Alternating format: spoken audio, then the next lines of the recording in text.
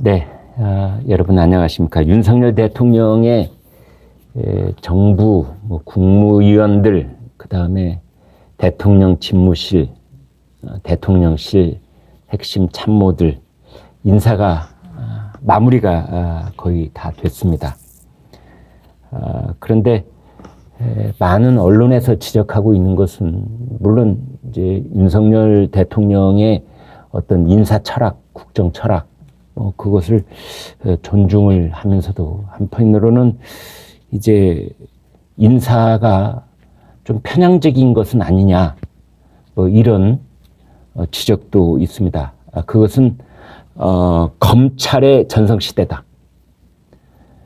더불어민주당이 검수완박으로 검찰의 수사권을 완전히 박탈하는 그런 법안을 통과시키고 그쪽 방향으로 밀어붙이고 있는 정반대쪽에서 윤석열 대통령은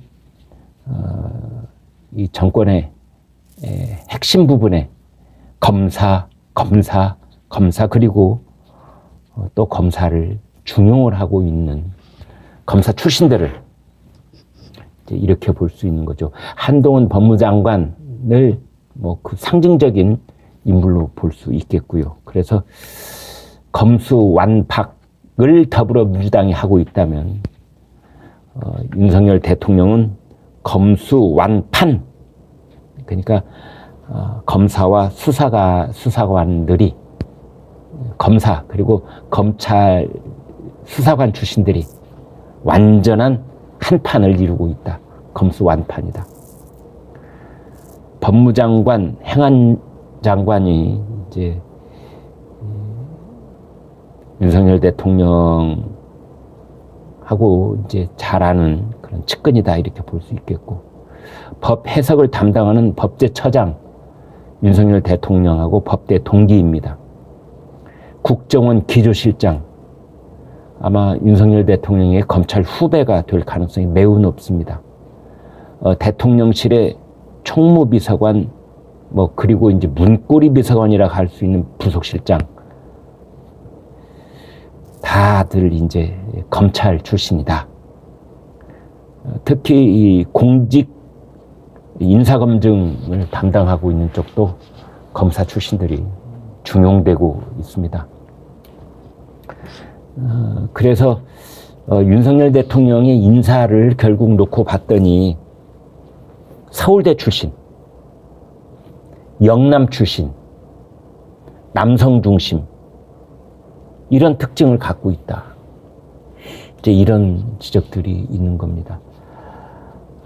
그리고 3040들이 배제가 된다. 상대적으로 봤을 때. 그래서 중장년 측의 인사가 거의 대부분이다. 이제 이런 겁니다. 어느 정권에서도 사실은 비슷했습니다. 탕평하지만 탕평은 상징적으로 그냥 안배를 하는 차원에서 몇 자리 있을 뿐이지 결국은 대통령이 믿을 수 있는 사람, 손발을 맞춰본 사람, 속내를 아는 사람, 겪어본 사람, 이제 그런 사람을 중용할 수밖에 없는 것 아니냐. 이제 이것은 현실적으로 인정해 줘야 될 부분이다. 이제 이렇게들 보는 거지요. 그래서 윤석열 대통령도 결국은 권력의 핵심에는 본인이 알 수 있는 사람, 본인이 겪어본 사람, 손발을 맞춰본 사람, 이걸 이제 중용할 수밖에는 없었을 것이다. 그러면 이런 인사가 나중에 어떻게 평가를 받을 것인가? 이제 이 점이 문제인데요. 저는 이렇게 봅니다. 결국 그 윤석열 대통령 정권 초반기에 국민들의 박수를 받으면 이 인사도 옳고 좋았던 인사가 되는 거고, 만약 초기 윤석열 대통령의 국정 운영이 비틀거린다면 이러한 인사는 잘못된 인사로 사후에 평가받을 수밖에 없을 것이다. 저는 그렇게 봅니다. 한덕수 국무총리 후보자 아마 인준이 되리라 저는 이렇게 보는데요. 한덕수 국무총리 후보자가 호남 출신입니다.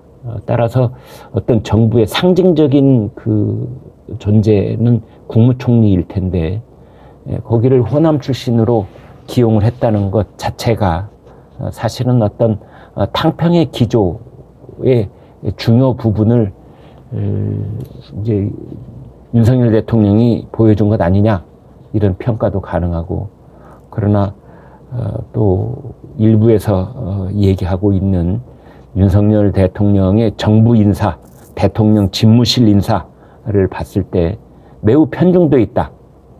서울대, 영남 출신, 남성 중심, 그 다음에 3040 배제. 이제 이런 것들에 대해서 결국은 옳은 인사였느냐, 그른 인사였느냐 하는 것은 윤석열 대통령 집권 초기에 국정 운영 그 성과와 연결될 수밖에 없을 것이다. 저는 그렇게 일단 말씀을 드리겠습니다. 네, 여러분 구독, 좋아요 부탁드리겠습니다. 고맙습니다.